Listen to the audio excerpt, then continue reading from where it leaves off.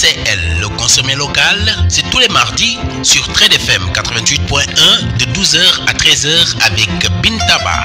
LCL sur Trade FM 88.1 ce mardi de 12h à 13h. Participez à l'émission en appelant au 88 628 73 73. 88 628 73 73.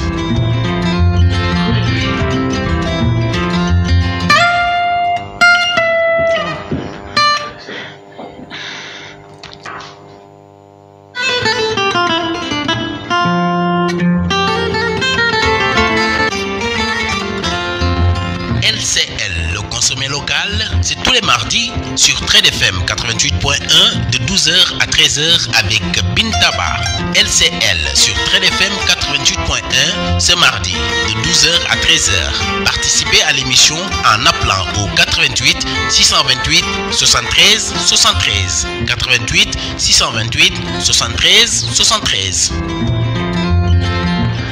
Salut à tous et à toutes, derrière le micro, c'est votre ange leader Binta qui vous présente votre émission LCL, le consommé local. Donc comme je le dis toujours, l'objectif de cette émission, c'est de faire la promotion de nos produits locaux, de conscientiser la population sur le potentiel et les opportunités que nous avons chez nous, mais surtout de mettre en exergue nos valeurs et nos cultures. Autrement dit, le Made in Africa, plus précisément le Made in Sénégal. Assalamu alaikum suñu mbokk auditeurs yi, maa ngi leen di nuyu di leen ziar di leen wax daleen ak jàmm ci Trade FM 88.1 la radio des affaires et de la consommation. yéen a ngi déglu seen émission LCL, le consommé local.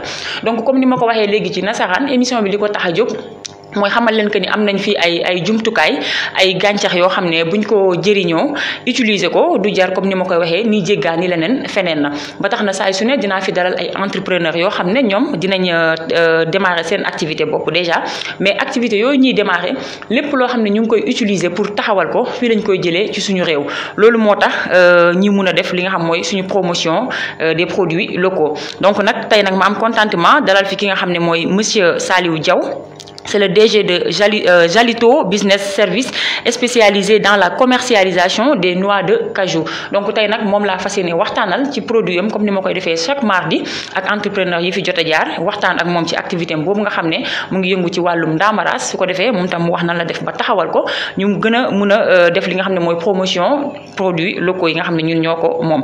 tey nag moom laa fi dalal, su ko defee dama koy bàyyi mu daal di nuyu suñu mbokk auditeurs yi balaa ñuy dugg ci waxtaan bi. Monsieur Diaw, maa ngi lay nuyu. maa ngi lay fay soxna Binta, maa ngi lay fay di ñaan itam nga permettre ma nuyoo. nuyu en premier temps kilifa kër gi. donc lu dale ci directeur rajo bi ba ci wax dëgg yàlla technicien yeeg animateurs yi nga xam ne ñoo nekk ci biir kër gi. waaye itam ma nuyu képp koo xam ne yaa ngi ci biir Trade FM, Trade Point de manière générale.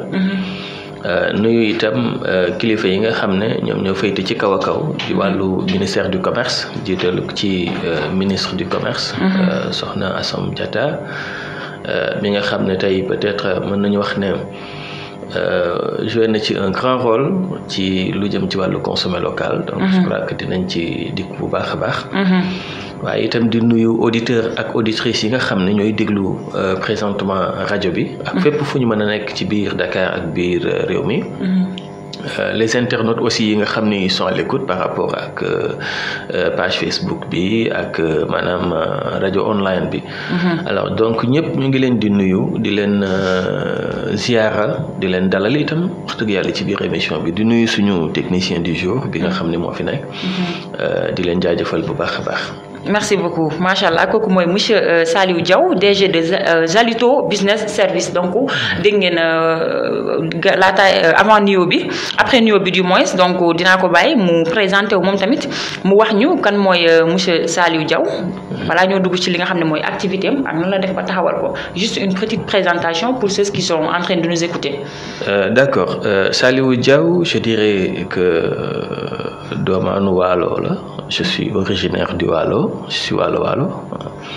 Donc, comme on dit, top teranga xëy na moom a indi Ndakaaru, mais je suis de Richard Toll. mooy suma dëkk fa laa dëkk. yàlla def na itam bëri na ci lu ma jaar ci lu bëri loo xamante ne bokk na ci lii ngay def muy métier bi donc daanaka lu toll ci fukki at ak juróom-ñett yoo xam ne def naa ko ci wàllu rajo. mu doon métier boo xam ne métier bu ma xam la bu ma yàgg la itam. yàlla dogal ci itam ma nekk ci jiite kër gu ni mel. lu tolloog ci juróom-ñeenti at. donc j'ai été pendant 9 ans directeur de radio dans différentes régions du Sénégal. D'accord. ma nekkoon ci kër gu ñuy wax Excaf Télécom. D'accord. Alors donc foofu bokk na ci li nga xam ne tey mën naa wax ne ci suma wàllu jaar li gën a récent waaye itam li gën a yàgg foofu laa ko defee. Alors ci atum mën naa wax ni 2014 muy 2014.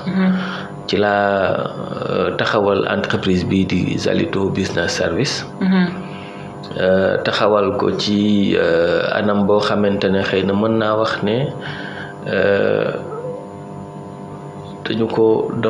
dama ko taxawaloon rek juste parce que jàpp naa ne war na mën a jariñ dara comme on dit yëngatu baax na. mais yëngatu bi nga xam ne itam dafa nekk dans l'informel parfois du am njariñ lool. ndax bëri na ñoo xamante ne dañuy yëngatu. waaye seeni yëngu-yëngu du am ak dajaloo maanaam du woomal maanaam du doon lu riche parce que nañ koy yëngoo moo tax. alors ñu jàpp ni itam boo formé maanaam nga tënku ci ni nga xam ne moom la état wax ne képp ku bëgg a liggéey ci réew mi noonu la war a tënkoo. alors donc mooy que nga ubbi entreprise daal di jàll ci li ñuy wax jóge ci secteur informel dem ci formel. donc ci laa ko créé ci at bu njëkk mi daanaka defuma ci dara. daanaka teg ko noonu rek. di xaar visé woon plus nag ci li nga xam ne moom mooy les marchés publics. maanaam dem conquérir les marchés publics dem gagner ji ay marchés et positionné wu ci yenn appel d'offres yi et tout ça loolu moo doon presque objectif bi njëkkoon ci bi ma koy taxawal. mais yàlla def comme on dit. liggéey moom léeg-léeg saak nga yóotu ko. léeg-léeg saak mu yóotu la. comme ni mu lay dabee aussi. alors lii bi ma koy taxawal man ak suma benn xarit la. di suma beau-frère. alors ñun ñoo ko créé ensemble. donc mu nekk nit ku baax ma koy nuyu au passage je vais pas citer son nom. waaye muy liggéey ci structure bu mag. nekkoon koo xam ne itam wax dëgg yàlla daf ma doon jàppale. donc bi ñu waxtaanee ci lii il était presque vraiment mën naa wax. partant à 100%. ba jël sax ay koomam dugal ci xam nga lu nekk dafay am fu muy tàmbalee. am na ñoo xam ne dañuy dem uti financement dans les banques. pour créer un business. am na ñoo xam ne dañuy liggéey dara di yënguti ci dara ba am ci dara pour créer un business. comme on dit aussi am na ñoo xam ne dañuy référé wu un peu ci seeni membres de famille seeni mbokk pour am un départ pour créer un business donc man ci moom laa wéeru woon en fait ci moom laa sukkandiku woon pour créer ce business moom moo débloqué je peux dire les fonds. yu tax entreprise bi taxaw. donc Ndaamaraas bi taxaw. ñu gis ne Ndaamaraas aussi nekkoon na produit boo xam ne. nit ñi bëgg nañ ko. waaye boo xoolee niñ koy jaayee ci réew mi. souvent ci tali bi lañ koy jaay yenn normes hygiéniques yi du répondre donc nit ñi. dañ ko bëgg mais parfois dañ ko doon ragal. ak yenn information yi nga xam ne duñ ko doon am aussi ci produit bi ba nit ñi xaw ko ragal. donc on s'est dit que on va faire du Ndaamaraas mais on le fera autrement. alors dinañu defar Ndaamaraas mais dinañ ko def nu wuuteeg na ko. nit ñi daan gis ñu koy defee. ci la ñu inspiré wu ci emballage beeg xool naka la ñuy def ba nga xam ne daal dinañu defar Ndaamaraas boo xam ne ku ko gis dina ko bëgg waaye itam dina respecter normes yi nga xam ne tey boo ko mën nga ko jaay ci biir réew mi comme jaay ko ci bitim réew mais aussi di nga ko mën a jaay dans les grandes surfaces et autres donc depuis lors ci lañ ko taxawal di ci liggéey man ak moom alors vraiment mu nekk loo xamante ne yàlla itam teg na ci loxoom ndax depuis ñu créé ko yàggul dara avec l'appui de quelques structures yoo xam ne ñu ngi fii ci biir réew mi je citerai ASAPEX bu ministère du commerce nga xam ne c'est l'agence chargée de la promotion de l'exportation au Sénégal mën naa ni ñoom ñooñu couvrir ñooñu ngemb Zalito bi tey moo la waxee ni présenté nañ ko exposé nañ ko ci salon ci plutôt foire de Dakar muy foire boo xam ne àdduna bi yépp fa bëgg a dem moom mu juddu rek teew fa grâce à ASAPEX. D'accord. Mais aussi produit bi teew na exposé nañ ko ci salon de l'agriculture internationale de Paris muy SIA bu Paris en 2020 juste avant pandémie bi. Alors donc mën naa wax ne bokkul ci produit yi nga xam ne wala société yi nga xam dañoo juddu jàng raam jàng dox et tout ça moom dafa judd rek dox. macha allah ndax produit la boo xam ne. c'est prisé par le monde noix de cajou foo ko teg ñëpp ko soxla dans le monde amul foo koy teg te duñ ko bëgg. donc moo tax mu nekk un business boo xam ne business bu gaaw la. business bu gaaw a jàll la business bu gaaw a comme on dit gaaw a indi njariñ la. Voilà, donc en grosso modo daal. Peut-être boole naa un peu l'historique de Zalito. boole ki itam avec ma modeste personne. Donc je crois que loolu mën naa ko tënk ci li ma mën a wax par rapport ak ta question. dëgg la macha allah je pense que c'est très clair réponse bi leer na su ko defee damay rappeler suñu mbokku auditeurs yi que ni yéen a ngi suivre en direct via la page Facebook de la radio Trade FM yéen a ngi gis ni li nga xam ne mooy paquet wu Zalito business bi gis ngeen ñoom ndaamaraas dañuy defar xam naa dina dugg ci biir comme ça dinañ xuus ci nan lañ koy defaree nit ñi conditionnement bi lépp nu muy tegoo hygiène bi xam naa daal di ngeen ci jàng lu bari surtout nag yéen ñi nga xam ne yéen a nekk ci plateforme i-Komkom bi defe naa tey bu ngeen dégloo ki nga xam ne ci li ngeen nekk ci loolu la nekk di ngeen ci mën a jàng lu bari parce que loolu mooy objectif u émission bi voilà sottante xalaat ku nekk loo xamul woon di nga ko fi xamee ku xam leneen tam nga indi ko tamit partagé ko voilà loolu mooy finalité bi léegi bëggoon naa xam à part bi nga defee li nga xam ne mooy maanaam jaar ci wàllu média lan moo waral reconversion boobu su ma ko mënee tuddee noonu maanaam nekkoon nga ci média après nga génn si ñëw dugg ci li nga xam ne mooy consommer local bi déjà moo ñu fi tax a toog on parle du consommer local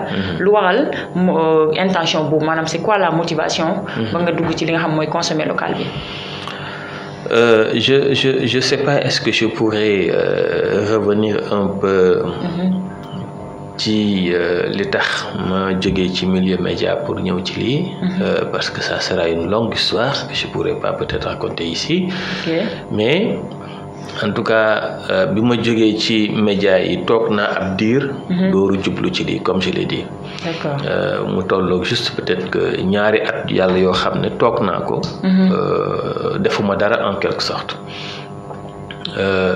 mais li ñuy wax rek liggéey comme on dit bi ngay liggéey pour nit ki xëy na si suñu culture moo ëpp sécurité maanaam da ngay leer ni weer bu nekk di nga fayeeku nangam ci wàllu sécurité nit ki dafay jàpp ne loolu moo ëpp sécurité parce que leer na la ni la nga liggéey bu baax nga ñàkk liggéey bu baax nga teew nga ñàkk teew quelque parfois à la fin du mois dañ lay fay. C'est vrai.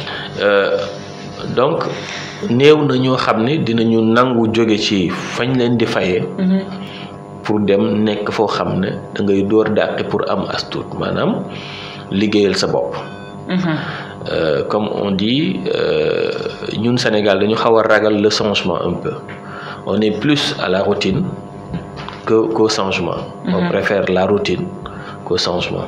D'accord. Et parfois il est plus préférable de changer de faire un bon changement que ngay nekk ci benn mbir rek di ci nekk ba comme ni ko ñëpp nekk defee dañ ciy nekk ba retraité. À la limite bu ñu retraité duñu mën sax à la limite yor seen bopp bu la yàlla wërsëgul nga am njaboot gu xaw a màgg tuuti bu mën la wuutu. souvent ci ay jafe-jafe ngay dund. mais li ma mën a wax ci loolu mooy bi ma toogee ab diir gis naa ne lu ma liggéey pendant fukki at ak juróom-ñett ak lu ko jiitu lu ma daan liggéey avant dama doon liggéey pour nit mu may fay ma xool ne jour ba ma noppee liggéey jour boobu laa noppee yor xaalis bu ma maanaam bu may revenu quoi jour boobu laa noppee am revenu donc su ma arrêté liggéey bi rek automatiquement dootuma amaat beneen revenu kon ma xalaat ni lii est-ce que du perte de temps excusez-moi est-ce que du perte de temps parce que damay liggéey ñu may fay à la fin du mois mais jour bu ma arrêté liggéey jour boobu lañ may noppee fay donc jour boobu lay noppee am revenu ma ne kon su ma naree liggéeyaat dootuma liggéey pour keneen ñu may fay damay liggéey pour sama bopp alors dinaa gagner plus d'indépendance parce que dinaa mën a gën a mën a concentré wu ci sama bopp ak sama njaboot dinaa gën a mën a xam li xew ci réew mi ndax imaginel kii xëy le matin à 7 heures du matin di wàcc 18 heures parfois wala ngay ñëw ay saa 19 heures 20 heures sa kër li lay gën a ump mooy li xew ci sa biir kër d'abord dëgg la li lay ump dina bokk li xew ci sa njaboot waaye itam en réalité doo xam sax li xew ci réew mi parce que léeg-léeg sax di nga wàcc sonn goo xam doo sax seetaan télé donc doo am yenn information yi nga xam ne nit mën na cee sukkandiku pour se développer à la limite tu es juste concentré sur ci sa liggéey loolu rek ngay xalaat loolu rek ngay xam moo tax boo ci jógee souvent pour nga dem ci leneen dafay xaw a metti donc je me suis dit ma ni bu ma bëggee nammee liggéeyaat vraiment damay liggéey pour sama bopp mais nag je savais pas exactement quoi faire d'accord parce que après laa xam lu waraloon xaw ma woon lu ma war a def vous savez en matière de niñ koy waxee de l'entrepreneuriat gis nga entreprendre lu tax mu tardé ba léegi ci suñu réew mi pour nit ñi dugg ci dafa am question bu ñuy poser te en réalité c'est pas la bonne question ok te question boobu tant que yaa ngi koy poser tu vas jamais faire quelque chose man doy naa ci exemple parce que je me suis posé cette question pendant plusieurs années et j'ai jamais trouvé la réponse mooy qu'est-ce que je peux faire c'est la question que tout le monde se pose lan laa war a mën a def da ngay gis sax ko la ne am naa fukki junne dama xamul lan laa ci war a mën a tàmbali comme liggéey mais gis nga fii ak yaa ngi lijjanti lan nga war a mën a def toujours question bi fi nga koy poser la réponse day ñëwaat encore ci sa bopp parce que quelqu'un qui te dit dama bëgg ubbi restaurant fi mu koy waxee automatiquement deuxième sens am day ñëw ne ko mais yow amoo luy ubbi restaurant donc lu muy njëkk xalaat mooy kan moo may financer pour moo ubbi restaurant alors blocus baa ngi noonu il va jamais trouver de financement il va jamais ouvrir un resto parce que il s'est pas posé la bonne question bi ma duggee ci domaine bi di ci yëngatu di rencontrer ay nit di dem ci ay formation di gis di dem ci ay séminaire di taseek ay nit di waxtaan ak ñoom je la rendre compte que ni ndekete la bonne question c'était pas ce que je peux faire mais ce que les gens veulent que je fasse gis nga soo toogee ci sa coin wala nga toog ak nit ñi léeg-léeg sax ci waxtaan mën nga ci am idée wu loo bëgg liggéey ndax Sénégal nekk na réew moo xam ne nit ñi dañuy jàmbat seeni soxla fii dañuy waxtaan ku nekk dafay wax soxlaam dañuy jàmbatante suñuy aaju suñuy bëgg-bëgg suñuy soxla da ngay toog par exemple ci koñ bi ngay dégg ñu naan koñ bi de li fi gën a jafe tey maanaam pour nga am laalo il faut nga jóge point sàngam nga dem ba point sàngam pour nga am ko laalo par exemple tey da ngay gis koo xam ne mi ngi dëkk centre ville Dakar pour mu am laalo il faut mu ñëw ba marché Tilène wala il faut mu dem ba marché Castor wala il faut que mu dem ba feneen ak feneen fu gën a sori pour mën a am ne serait-ce que laalo c'est un exemple que je prends mën na nekk itam beneen produit ak beneen produit ba ci ataaya bi nit ñi di naan nga gis ku ne man de mënuma am nangam parfois daf may jafe ba léeg-léeg sax damay li ma doon bëgg togg dama koy bàyyi parce que pour ma am tel produit dafay jafe il faut ma déplacer wu de tel lieu ba tel lieu nga dégg loolu donc la première des choses may def mooy ne man mii kon kat su ma defaroon laalo fii ñii dinañ ko jënd Tu sais, l'alo, c'est pas quelque chose d'extraordinaire. C'est facile à trouver et ça coûte pas cher. Mais boo ko jëndee comme ni ko boo ko jëndoon tey teg ko fii di ko jaay comme ni ko waa marché bi di jaayee. du am différence ak ki jógee këram dem jënd ko marché. parfois sax léeg-léeg sax génn dem jëlaale parfois air dem ba marché jënd ko moo koy gënal. mais am na noo koy liggéeyee ci wàllu emballage ci wàllu nangam ak nangam. dina présentable ba nga xam ne ki waroon jógee këram dem jënd ji ko. day préférer non seulement jënd ko ci yow parce que. prix bi jàppandal lay doon. temps dina ko gagné. mais itam dina jënd lu set lu sell lu présentable. donc li nit ñi di jàmbat souvent. ci koñ bi nit ki mën na ciy sukkandiku ba créer un business. koñ bi dañuy soxla nangam te pour ñu am ko dañuy jóge fii dem ba fële donc naa leen ko indil ba ci seen wet c'est sûr que dañ koy jël. c'est comme le problème de Ndaamaraas bi nit ñi bëgg nañ ko mais seen jàmbat moo doon parfois du am hygiène ci buñ koy jënd ci mbedd mi. parce que du ñu xam kañ lañ ko conditionné du ñu xam ban état lañ ko conditionné ki ko yor di dox ak moom ci naaj bi sous le soleil est-ce que temps bi mu jël. pour defar ko est-ce que ça ainsi de suite beaucoup de questions yu tax léeg-léeg sax nit ki bañ ko jënd. mais soo ko defalee nii ci condition bii nii. defar ko ba mu respecter normes yi aussi parce que normes yi bokk na ci mu am Fra mu am yenn trucs yi et tout ça reconnu par l'État. boo ko ñëwee wan ko nit ki mu jënd ko mooy gën a yomb que mu jënd bële ci mbedd mi.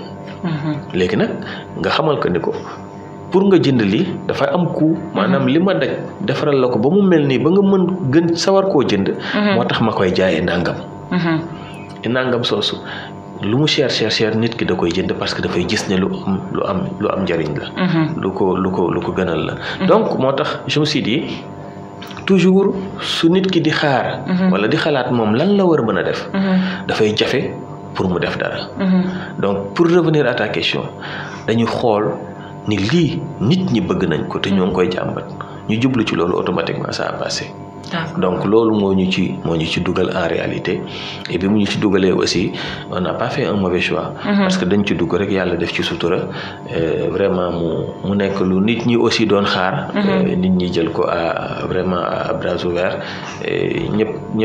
ñëpp di ko jëfandikoo moment yi ma lay wax nii. d'accord macha allah defe naa ni loolu aussi comme li may wax ba tey rek puisque ñi ñuy suivre déjà am na ñu nekk ci plateforme bi.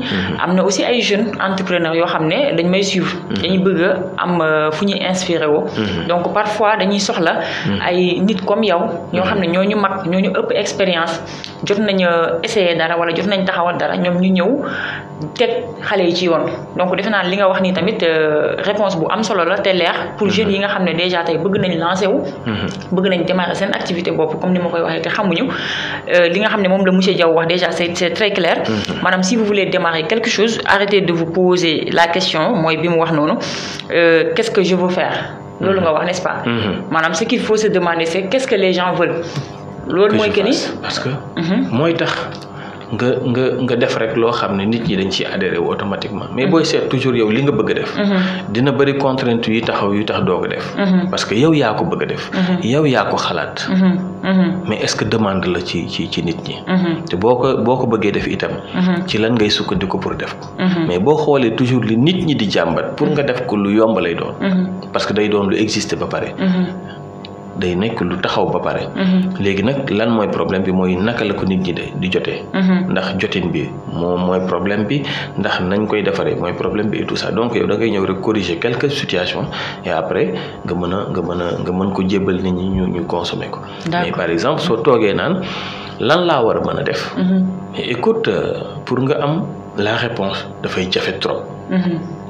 Donc, pour être vraiment, pour entreprendre, il faut toujours se poser la question. Autour de toi, lan mooy la demande. lan la nit ñi di jàmbat ci seeni soxla. nga sukkandiku ci loolu. nga teg ko te dafay dox. D'accord. Mais bu fekkee li nga bëgg la mën nga ko réaliser on ne sait jamais mën nga ko réaliser avec l'appui de trucs comme fu nit mën a jëlee alal defar. mais su boobaa. da nga koy def ba pare toog xaar yàlla. parce que yow rek yaa ko imaginer yow rek yaa ko xalaat yow yaa ko bëgg def nga def ko. Est-ce que nit ñi après dinañ ci adhérer wu il va falloir faire plus de démarches plus de publicité plus de trucs plus d'approche pour que nit ñi intéressé wu ci loolu. D'accord. Mais souvent li nit ñi soxla. boo ci jubloo. comme on dit booy jaayal lu nit ñi bëgg. jaayal aussi jaay ko njëg bu yomb.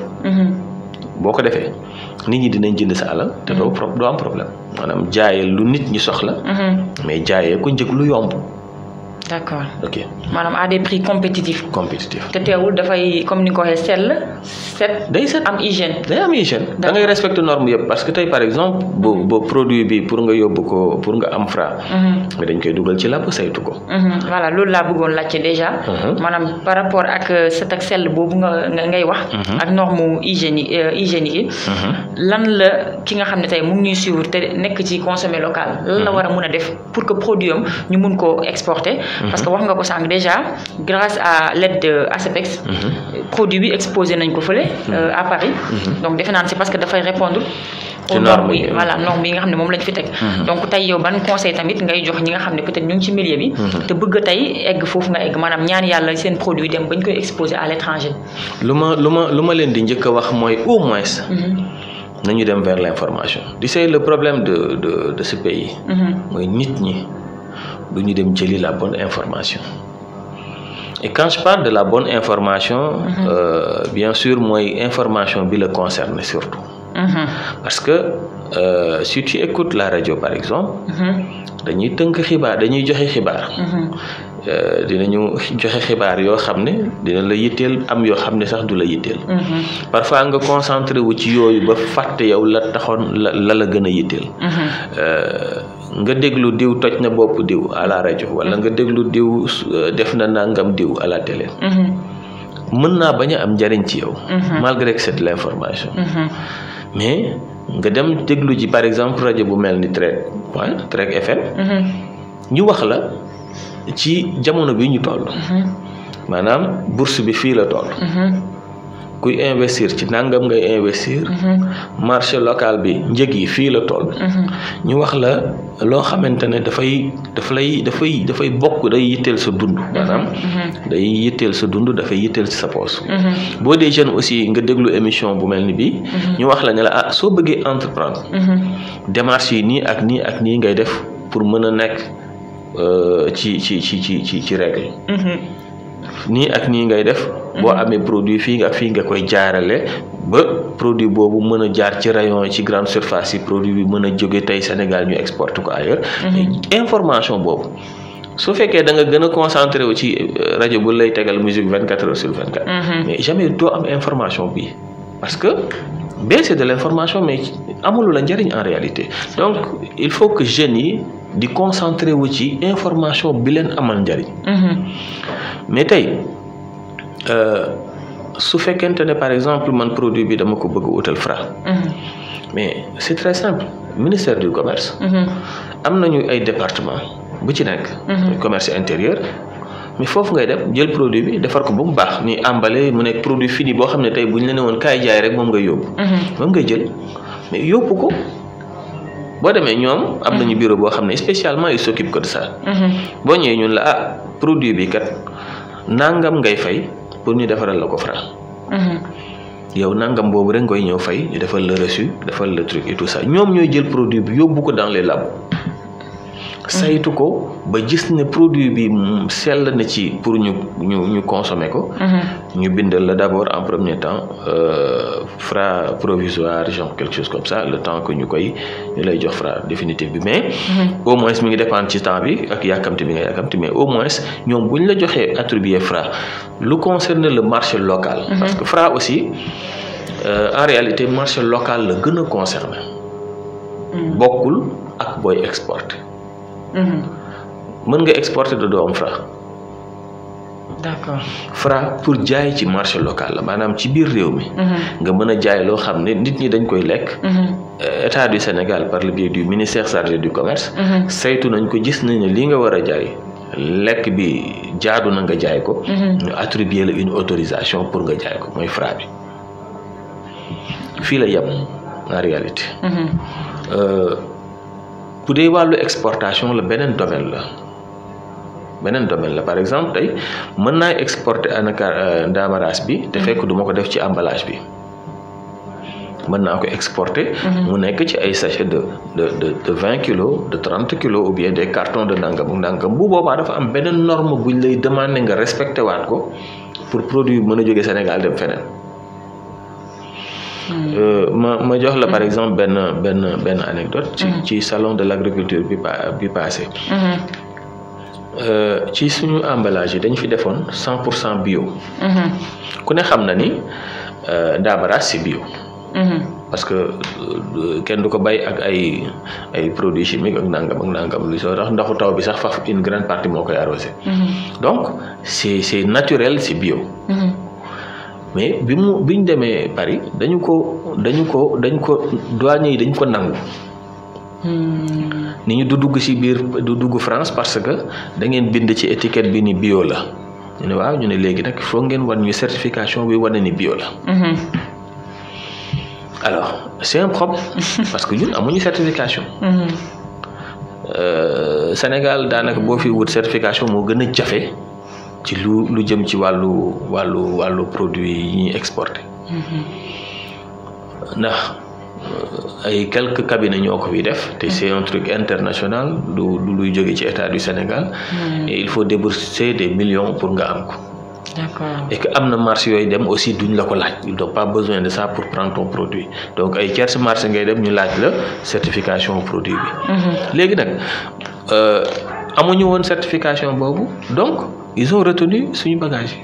Il a fallu l'intervention du ministère du commerce ak de l'agriculture ci moment boobu parce que ñoom ñoo doon dem ci foire boobu ci salon boobu pour que ñu libérer ñu bagage marchandise bi mais en nous demandant jël leen big sax ngeen xool 100% bio bi mais il faut que ngeen dindi ko ci emballage bi. donc soo jëlee sa emballage nga bind ci bio te amuloo certification produit bi bio la boo yóbboo Europe dañ koy delloosi. am na si boog ñoo xam ne dañ koy delloo ci. D'accord. Par exemple am na benn marché boo xamante ne en Italie. des grandes surfaces yoo xam ne bëgg nañu jaay sama produit bi nii mais avec ni ma ko embalee nii rek ñoom ñu jël ko dugal ko seen magasin. mais ils m'ont dit que ni ñoom magasin yooyu duñ jaay lu dul produit bio. duñu jaay lu dul produit bio donc il faut que man ma indi produit bio am naa ko mooy caju bi mais il faut que ma indi certification buy wane ni produit bio la pour ñoom ñu mën ko jaay ci seen grande surface yi. donc ça c'est un problème. alors je crois que loolu aussi suñu dernier panel bi ñu def rek ak waa USAID ñoo ngi leen ko doon soumettre pour que ñu xool avec l'état du Sénégal naka la ñu war a mën a def ba ñu mën a am certification boo xam ne ci réew mi lañ koy defaree maanaam état du Sénégal moo koy couvrir mais mu répondre ak normes internationales yi nga xam ne dina permettre foo ko teg ñu teg certification ISO mu nekk ñu yem même truc et que vraiment mu bañ a nekk loo xam ne dafay doon handicap ci ñi bëgg a exporter. donc Fra bi c'est carrément d'ici mais bu doon fële la nag ci wàllu exportation ay certificat d'origine lañ lay laaj ak yenn détails yooyu c'est au niveau de ASAPEX ñoom ñooy toppatoo loolu. donc képp koo xam ne da nga war a exporter produit bi lu mu mënti doon te mu jóge Sénégal ñoom ASAPEX ñoom ñooy saytu ba jox la këyit yuy firndeel ni produit bi fii la dëkk parce que boo jëlee produit bu Sénégal di ko yóbbu à l'étranger il faut nga certifier que ni produit bi Sénégal la dëkk. D'accord. Sénégal la dëkk moom mooy la lu ñuy wax certificat d'origine. par exemple tey tissu bii nga sol mën na nekk Vax. xam nga Vax Sénégal defaru ko. comme Bazin Riche Sénégal defaru ko. mais dès que ñu jëlee Bazin bi fi mu jóge Suisse. indi ko Sénégal. dagg ko ñaw ci kawam rek. def nañ ci lu ñuy wax de la valeur ajoutée. léegi nag ñaw boobu ñu ko ñaw transformé moo changé origine am. jógee ko Suisse indi ko Sénégal donc à partir de Sénégal bu fi jógee jëmaat Suisse. d'origine sénégalais lay doon dootul nekk d'origine suisse. malgré que matière première bi foofu la jóge. léegi nag ñun suñu matière première yi ñu am fii. boo ko bëggee yóbbu à l'étranger. ba ci jën bi dañ lay wax ne na nga wane originalité. produit bi donc yooyu yëpp c'est des facteurs yoo xam ne. ASAPEX ñoom ñooy gérer loolu par rapport ak l'exportation. D'accord. donc si ñi nga xam ne dañu bëgg exporter et c'est pas encore compliqué pour exporter c'est pas du tout compliqué. peut-être boo demee ba ci ñoom. ñu wax la lan ak lan ngay def rek da nga xam ni c'est pas compliqué seulement nag ñun léeg-léeg saak dañuy toog rek làqatu suñu coin. suñu ne exportation ñu ne loolu il faut nga am xaalis pour nga def ko suñ ne nangam ñu ne yii loolu foog nga am bras long pour nga def ko suñ ne en fait les choses ne sont pas yëf yi demeewul noonu quoi en réalité. D'accord. Il faut avoir la bonne information. rek nga xam ni mën nga def loo bëgg a def ci biir réew mi tant que yaa ngi dëppoo ak yoon. D'accord. te doo soxla yenn comme on dit bras longs yi tout ça moi je crois même pas à ça. D'accord. D'accord. Mais si on parle encore de l'autorisation pour le Fra par exemple. xam nga di nga gis jeune boo xam ne démarré na activité mais peut-être pour mu am autorisation boobu maanaam li koy fay. mun na xaw a compliqué aussi ci moom. foofu tamit est-ce que waruñu jéem a xoolaat affaire yi. xam nga am naa benn ku ma doon waxtaanal yàggul dara ñuy wax ci wàllu Fra bi. mu ne ma bi ñu koy bon bi mu demandé Fra dañ ne ko il faut nga am ay 150 000 ou 200 000 xaw ma leen pour am Fra. moi je lui dis que c'est pas vrai. moom laa lay wax si la bonne information. D'accord. jarul loolu. ok. jarul loolu produit bu nekk ak Fra bi mais c'est di si. man de gisuguma bokk Fra bu àgg 50 000 francs. D'accord. c'est des trucs de 24 000 23 000 27 000 30 000 genre yooyu ci lay tourner autour mi ngi dépendre ci produit bi ngay defar. D'accord. mais nag quand ta wax nit ki foog nga am 200 000 pour nga am Fra foog nga am 200 000 pour nga am lii code ba genre yooyu si non ça n'a rien à voir. D'accord. su nit ñi amee les bonnes informations. Fra nga soxla. demal ci ministère du commerce. ok. commerce intérieur boo demee ci ñoom. nga leen man dama bëgg Fra ñoom dinañ la wax lan ngay def pour am Fra. te buñ la ko waxee boo moytul da ngay regretter lu tax ñëwaale woo ak li koy defar parce que am nga ko à la maison. D'accord. C'est pas compliqué. D'accord, c'est pas compliqué mu ngi noonu kon defe naa ne information bi jàll na pour toujours rek jeune entrepreneur yi nga xam ne bëgg nañu démarrer seen activité mais surtout ci volet consommer local bi parce que ci jamono boobu lañ toll. maanaam il faut que ñu jël li nga xam ne ñun ñoo ko moom jéem ko valoriser mun ko exporter mais surtout jéem ko ñun di ko utiliser aussi parce que moom mooy tax defe naa chômage bi tam gën a wàññeeku. voilà donc Fra bi du moins compliqué wul c'est pas cher dem leen uti ko pour ngeen mun a au moins mun a jaay seen produit. Monsieur Diaw, en parlant de matière première déjà aussi, lii bi ni mu koy amee matière première bi nii. pour transformation bi ba mun a egg ni ci emballage bi. nan lay demee est-ce que c'est compliqué est-ce que c'est cher et tout ça. waaw xam nga Ndaamaraas moom dafa xaw a wuuteeg bisaab bu xonq. c'est pas la même chose. Ndaamaraas dafa wuute ak yenn kii yu bari. déjà nekkul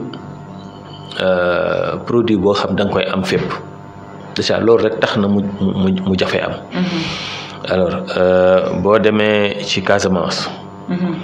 nga ñëw Fatick un peu vers le Saloum. mooy zone yi nga xam ne dañu fay am Ndaamaraas quand je parle de la Casamance ba Vélingara Kolda zone yooyu da nga koy am. Fatick ak côté Saloum ñoom ñooy pour le moment ñooy zone yi nga xam ne ak peut-être un peu à Dakar. mooy zone yi nga xam da nga fay fekk Ndaamaraas garab gi des anacardiers.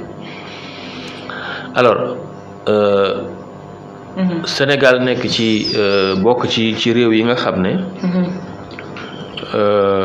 tey mën nañu wax ni ñoom ñooy les principaux pays producteurs africains de la noix de cajou. bëriwuñu ci Afrique. mën nañu citer par exemple comme la Tanzanie.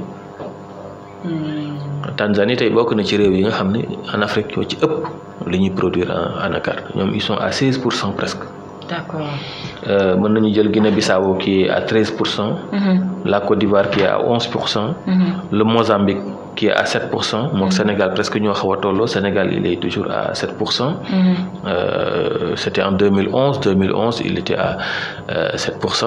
mais tey fi ñuy wax ni Sénégal mi ngi produire lu gën a yaatu loolu.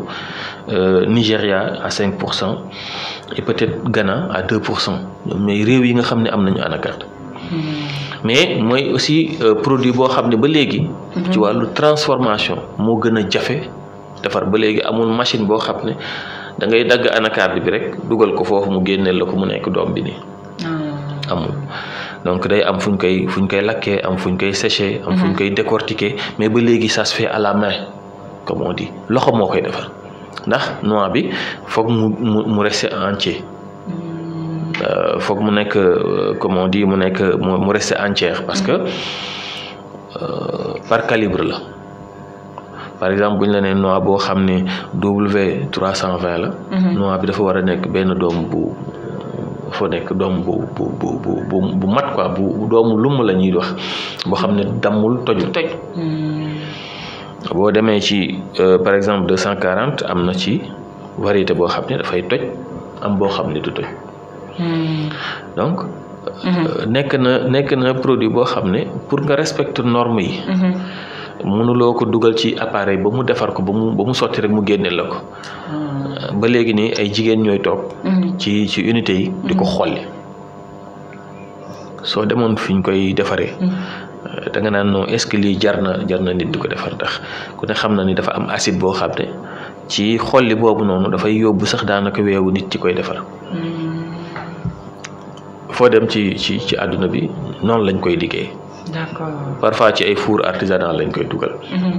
lakk ko et tout ça am na nag unité yoo xam ni commencé nañu xaw a di améliorer tuuti am yenn appareil yoo xam ni mën na saaf noix bi mën na ko lii mais bu desee ba ci ñu war ko décortiquer rek xolli ko di ci ëpp loxo koy def donc liggéey bu jafe la pour nit am ko mooy aussi tey produit boo xam ne suñu doon xayma par exemple boo jëlee 5 à 6 tonnes ci matière première bi brute bi nga décortiquer ko pour am doom bi nii boo moytul tu vas te retrouver avec 700 à 800 kilos nga dugal 5 à 6 tonnes xolli ko def ko lépp transformé ko ba war am doom bu noix bii nii boo moytu tu vas te retrouver avec 800 à 700 kilos. xanaa loolu moo tax kon ñi di faral di naan dafa cher.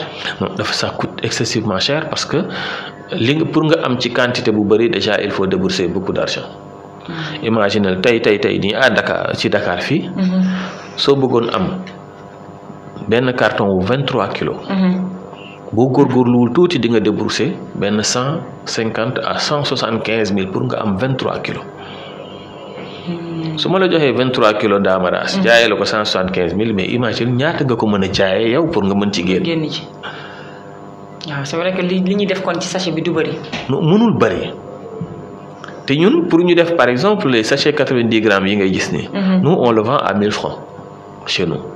Pourquoi ñu mën ko jaay 1000 francs parce que ci salon Siagro bi passé am na suma benn client c'est un Français qui me dit mais monsieur pourquoi vous n'avez pas mis 100 grammes au lieu de 90 grammes. Je lui dis si je mets 100 grammes je vais pas m'en sortir. Donc je préfère jouer un peu sur le poids pour mën a respecter normes yi def sama emballage bu baax def lépp et tout ça pour mën ko jaay njëg boo xam ne itam dina accessible ci nit ñi. mais am na ñoo xam ne tey boo leen joxee 100 grammes. mënuñu ko jaayee moins de 1300 ou 1200. pour wan la rek ni la qualité bi produit bu cher la produit bu jafe am la et puis dafa nekk aussi comme yeneen produits yi par saison la par campagne. day am ak di dem. te lu tax mu gën a doy waar mooy que Sénégal sax léegi peut-être am nañu ay mesures yoo xam ne jël nañ ko ci par rapport ak wàllu anacarde bi. ndax état du Sénégal dugal na ci xaalis aussi dugal na ci xaalis bu bari. ndax tey li ñuy wax la DER.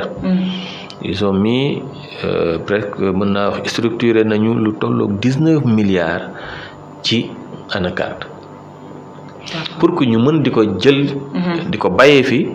di ko transformer fii. door a koy exporter. D'accord. parce que am na ay jamono yoo xam ne pour sénégalais yi jot ci sax c'était un problème. parce que dafa am ñu doon jóge ci yeneen réew. muy par exemple chinois yi indiens yi ñëw ñoom bu ñu ñëwee ñoom ñoo koy jënd ci producteur bi. yóbbu ko seen réew transformer ko ba pare. dem exporter ko ci yeneen i réew te boo moytuwul sax fañ koy exporter. mu jógewaat foofu. ñëw fekk si waat la Sénégal. te kon day gën a cher.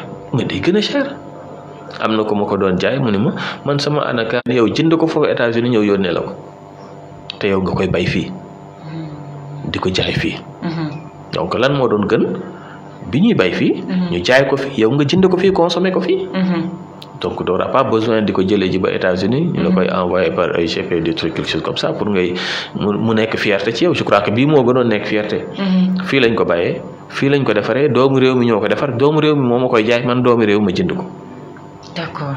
waaw donc consommer local mënul génn ci cadre boobu. je crois que loolu mooy li gën a nekk waroon nekk tey fierté pour sénégalais bu ne. c'est vrai. Machallah toujours rek en parlant de consommer local déjà comme ni nga ko expliqué lii nii matière première bi fii lay jógee. transformation bi et tout ça. wax nga fi aussi que ni état bi mu ngi jéem a def ay jéego maanaam DER. débouché nañ benn somme. juste pour mun a appuyer li nga xam ne mooy. ndàmbarage bi. léegi lan nga yaakaar ne war nañ ko mun a encore defaat comme solution. pour gën a promouvoir li nga xam ne mooy ñun suñuy matière première maanaam suñuy produit. pour faire la promotion du consommé local lan moo war a gën a mun a appuyer affaire bi. xam nga am na benn programme boo xam ne ñu ngi koy wax la ZALECAf. marché libre la. pays yi nekk ci UEMOA bi yëpp. daanaka une grande partie dañ ciy bokk. Sénégal xaatim na ko bokk na ci. nit mën naa jëlee marchandise Maroc maanaam un Marocain dina jëlee produit Maroc. indi ko Sénégal jaay ko fi te du fay ay taxes. nit jëlee Sénégal marchandise yóbbu ko Maroc jaay ko fa te du fay ay taxes maanaam lu ñuy wax marché libre. dootul amati différence entre les marchés comme pays yi doon dafay mel ni comme rek benn luuma boo xam ne. réew mu nekk mën naa jëlee bagage ca réewam. indi ko fii jaay ko fi. du am taxe du am taxe contrôle maanaam non dafa pas contrôle dinañ ko contrôler mais li war a dugg rek mooy dugg. sauf maanaam yenn njaay yi nga xam dañ ko tere. d'accord li nga xam ne réew mi dañ ko tere ci biir réew mi du ñu nangu keneen di ko dugal fii. mais pour wan la ni la ñu ngi jëm ci. jamono boo xam ne entrepreneur sénégalais bi maanaam man mi defar ndaamaraas tey bis dina ñëw. ma bokk marché ak kii defar ndaamaraas Côte d'Ivoire entrepreneur bi nekk foofu di defar ndaamaraas maa ngi moom ñu bokk marché mu teg produit ma teg sama produit. programme boobu mu ngi en cours déjà nii. moom mooy la ZALECAf mi ngi en cours Sénégal xaatim na bosam ba pare ça tarde juste à décoller. mais lu officiel la loo xamante ne dafay am tey. su boobaa. il faut que man samay produit compétitif ak produit ivoirien boobu. il faut que samay produit compétitif ak produit marocain boobu. xam nga comme on dit Sénégal Wolof dafay wax ni su la xale waxee kaay ñu sànnante xeer. li ci ëpp dafa fekk yor na xeer ci poosam ba pare. yeneen réew yooyu nga xam ne ñoom ñu ngi bokk ci ZALECAf bi boo xoolee réew yu bari dañu suuxat seen entrepreneuriat.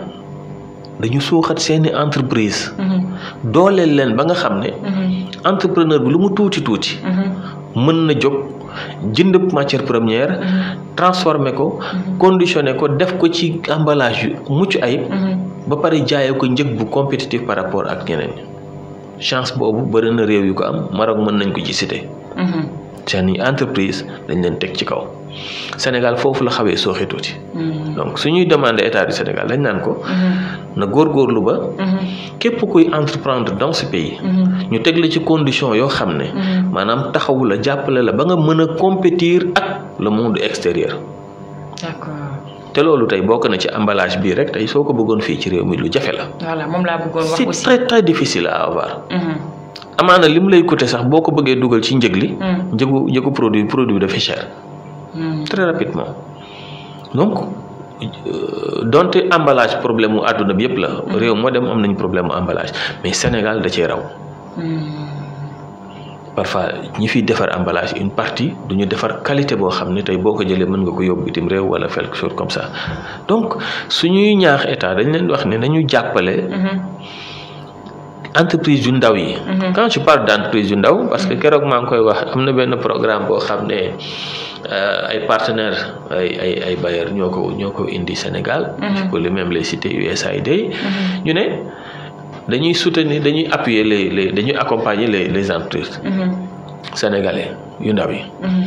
mais conditions yu ñu teg pour que l'entreprise soit éligible.